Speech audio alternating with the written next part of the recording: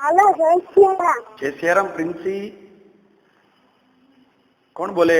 હું દેવૈયા પ્રિન્સી સુરેન્દ્રનગર થી। બેટા તું સ્કૂલમાં કઈક બોલવાની હતી, મને સંભળાવીશ? હા તો સંભળાવ ને, શું આજે બોલી તું? 15મી ઓગસ્ટ 67માં આજના સ્વાતંત્ર્ય દિન નિમિત્તે તું જે કઈ સ્કૂલમાં બોલી હોય મને પ્રેમથી સંભળાવો। नमस्कार पूजनीय आचार्य बहन श्री शास्त्री टीचर श्रीओ तथा मारा प्यारा विद्यार्थी मित्र, हूँ देवैया प्रिंसी 5 मिनिट 15 ऑगस्ट विषय थी कहूँ कि आप गौरव से सांभळशो। सरफरोशी की तमन्ना अब हमारे दिल में है, सरफरोशी की तमन्ना अब हमारे दिल में है, देखना है जोर कितना बाजुए साथ दिल में है। हाँ मित्रों, આઝાદીની લડત વખતે દરેક શહીદોના દિલમાં આવી પંક્તિઓ ગુંજી ઉઠતી। ભારતના ક્રાંતિકારીઓએ મોતને મુઠ્ઠીમાં લઈને સામી છાતી અંગ્રેજોને હંફાવતા આપણા દેશને અંગ્રેજોની ગુલામીમાંથી છોડાવવા નામી અનામી અનેક વીરો શહીદ થયા।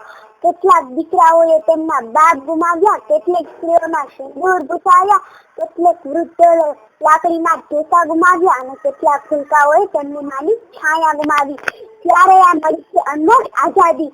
હિન્દુસ્તાન શહીદોની મરદાનગી સામે આખરે અંગ્રેજો હાર્યા અને 15મી ઓગસ્ટ 1947ના દિવસે ભારતમાંથી ભાગ્યા। ઇંગ્લેન્ડ દેશના અંગ્રેજોએ આપણા દેશમાં 200 વર્ષથી પણ વધુ ગુલામ બનાવ્યો હતો। એ ગુલામીમાંથી આપણે આઝાદ થયા। આપણા દેશનું રાજ્ય આપણા હાથમાં આવ્યું। માત્ર તિરંગાને સલામી દઈ જનગણ મન ગીત ગાવાથી કયા ઉત્સવ પૂરો નથી થતો। શહીદ વીર ભગતસિંહ, ચંદ્રશેખર આઝાદ, તાત્યા ટોપે, સુભાષચંદ્ર બોઝ, મહાત્મા ગાંધી, સરદાર પટેલ, મંગલ પાંડે, રાણી લક્ષ્મીબાઈ, દુર્ગાભાભી, વીર સાવરકર અને બિસ્મિલ જેવા અનેક જાબાજોને સલામી આપી યાદ કરવા જોઈએ। જો આ વીરો ના હોત તો આજે પણ આપણે અંગ્રેજોના ગુલામ જ હોત। યાદ કરો એ દિવસો જ્યારે ભગતસિંહ, સુખદેવ અને રાજગુરુ મેરા રંગ દે બસંતી ચોલા જેવા ગીત ગાતા ગાતા હસતા મુખે ફાંસીએ ચડી ગયા। યાદ કરો એ વીર સાવરકરને જેમને મરતા મરતા પણ ધરતી માતાને વંદન કરતા કહ્યું કે તન મન ધન ન્યોછા વર્ષે માં તારા ચરણે, તન મન ધન ન્યોછા વર્ષે માં તારા ચરણે, જન્મ જન્મ સમર્પિત છે માં તારા ચરણે। રાણી લક્ષ્મીબાઈ ને કેમ ભૂલાય, સામી છાતીએ મેરી ઝાંસી નહીં દૂંગીના બુલંદ અવાજ સાથે યુદ્ધના મેદાનમાં અંગ્રેજોને 3 વાર હરાવેલા।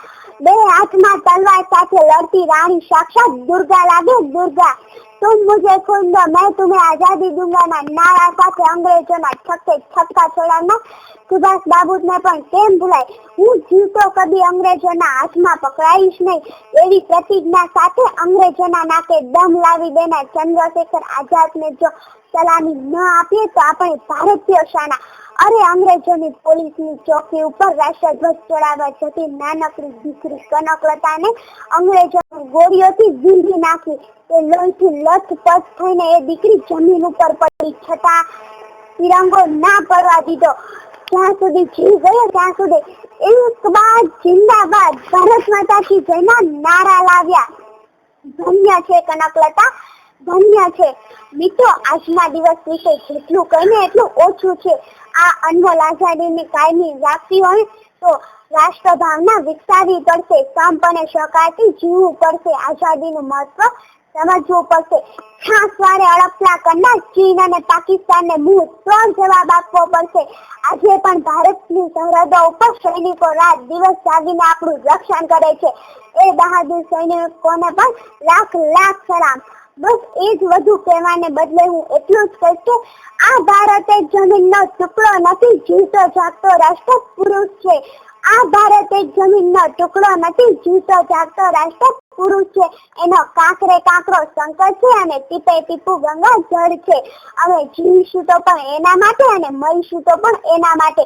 અસ્તુ, જય હિન્દ, જય ભારત। વાહ પ્રિન્સી, વાહ, ધન્યવાદ ધન્યવાદ ધન્યવાદ। જય સિયારામ। અરે ભરત, મને લગભગ આ એક જ દિવસમાં કદાચ નેટ ઉપર જોવા મળશે। હું અત્યારે કરું, વધારે હવે આમાં વાત નહીં કરાય નેટ ઉપર। જય સિયારામ, બાય।